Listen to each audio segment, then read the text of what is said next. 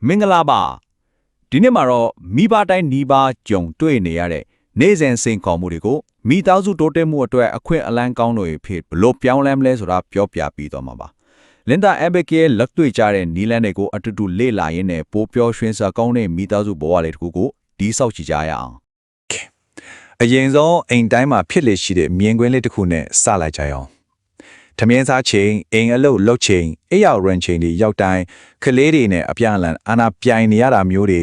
တော်ပြောဆိုနေရတာတွေကတကယ်ကိုစိတ်ပင်ပန်းစေတာမဟုတ်လားအဲ့တော့ဒီနေရာမှာတကယ်ကိုစိတ်ဝင်စားဖို့ကောင်းတဲ့ရှုထောင့်ပြောင်းလဲမှုလေးတစ်ခုရှိပါတယ်အဲ့ဒါကတော့ငါကလေးဘာလို့ဒီလောက်စိုးနေတာလဲလို့မေးခွန်းထုတ်မိအစငါကလေးဘာကိုရဖို့စူးစမ်းနေတာလဲဆိုပြီးပြောင်းမေးကြည့်ဖို့ပါတယ်ဘာဖြစ်လို့လဲဆိုတော့ကလေးတွေမဟုတ်ဆုံးတဲ့အပြုတ်မူမှန်တမျှဟာအကြောင်းမဲ့ဖြစ်လာတာမဟုတ်ပါဘူးသူတို့ကြုံနေရတဲ့ပြဿနာတစ်ခုကိုဖြေရှင်းဖို့လမ်းလွဲနေတဲ့ကြိုးပမ်းမှုတစ်ခုပဲဖြစ်နေလို့ပါဟုတ်ပြီဒါဆိုရင်ဒီနေ့ဘာတွေပြောကြမလဲဆိုတာတစ်ချက်ကြည့်လိုက်ရအောင်ပထမဆုံးကလေးတွေရဲ့အပြုတ်မူနောက်ွယ်ကဘာကြောင့်ဆိုတဲ့အကြောင်းရင်းကိုနားလည်အောင်လုပ်ကြမယ်ပြီးရင်တော့ထမင်းစားခြင်းအရာဝင်ချင်းနဲ့အိမ်အလုပ်ကိစ္စတွေလို့နေစဉ်တိုက်ဖားဖြစ်နေကြအကြောင်းအရာတွေကိုဘယ်လိုကင်တွယ်မလဲဆိုတာဆွေးနွေးမယ်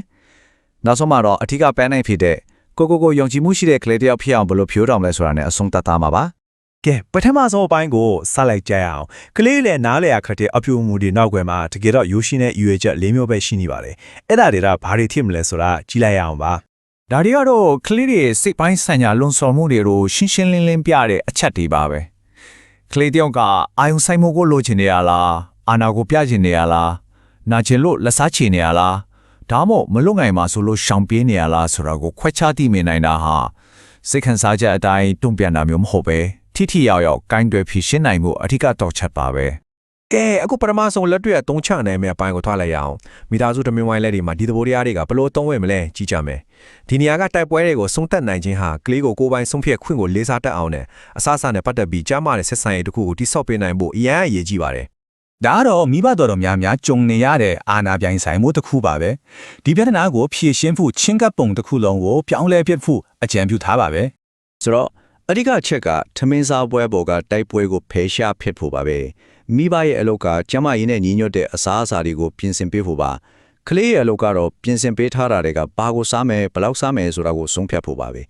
ဲဒီလိုနဲ့ကလေးကိုတင်းတင်းနဲ့ထင်းချုံခွင့်ပေးလိုက်တဲ့အခါတဲမာမိုဒီကအလိုလိုရော့ချတော့ပါလိမ့်မယ်ကဲထမင်းစားပွဲကနေအခန်းလေးကိုရွှေ့ကြည့်ကြအောင်နေတိုင်းလိုဖြစ်နေကြအဲ့ရဝန်တိုက်ပွဲတွေကိုဘယ်လိုအဆုံးသတ်မလဲဆိုတာဆက်လက်လာကြည့်ကြမယ်ဒီနေရာမှာဒီကကြကတော့ညာတိုင်းချင်းမှန်တဲ့ပုံမှန်လုပ်ပေးဖို့ပါပဲ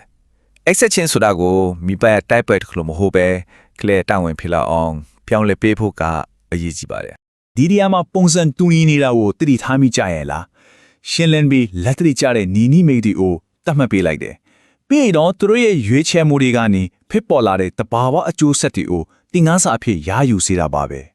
ဒါဟာမိဘတွေကတော်ပြောဆိုးမနေတာချက်အများကြီးပိုပြီးထိရောက်ပါတယ်တတိကအပိုင်းအနေနဲ့အဲ့လုတ်တွေကိုအားလုံးဝိုင်းလွတ်ဆောင်လာအောင်ဘယ်လိုလုပ်မလဲဆိုတာကိုစက်ကြည့်ကြအောင်ပါအပေါ်စီကနေဝလုတ်တွေကိုတောင်းဝန်ချပေးမယ်အစားမိသားစုလိုက်ပူပေါင်းဆောင်ရတဲ့အချင်းကပ်မှုကိုတုံးဖို့အကြံပြုထားပါတယ်ဒီအမှာတကယ်သတိထားမိစေခြင်းတဲ့အချက်ကမိဘတွေလုပ်နေတဲ့မမြင်ရတဲ့အလုပ်တွေအပါအဝင်အိမ်အလုပ်အားလုံးကိုအားလုံးမြင်သာအောင်ပြထားတာပါပဲဒါကကလေးတွေကိုသူတို့ဟာမိသားစုဆိုတဲ့အဖွဲ့တစ်ဖွဲ့ရဲ့အရေးကြီးတဲ့စိတ်ပိုင်းဖိကြောင်းနားလဲစေပြီးဘလို့ပါဝင်ကူညီမလဲဆိုတော့ကိုရွေးချယ်ခွင့်ပေးလိုက်တာပါပဲနောက်ဆုံးအနေနဲ့ဒီနီလန်အောင်ရဲ့အဆုံးစုံပန်းတိုင်းဖြစ်ကအရေးချင်းရှိပြီးကိ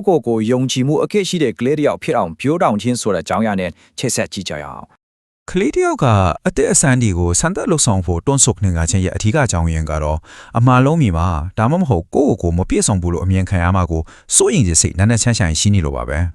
ဲဒါဟာတကယ်ကိုအခြေခံကြတဲ့အတွေးခေါ်ပြောင်းလဲမှုတစ်ခုပါကလေးတယောက်ကိုအမားတေးသေးလေးတဲ့နဲ့အလွန်ကျွမ်းကာကွယ်ပေးလိုက်တိုင်းမှာမင်းဒါကိုမလုပ်နိုင်ပါဘူးဆိုတဲ့မရည်ဝဲတဲ့သတင်းစကားကိုပေးပို့လိုက်တယ်လို့ပါပ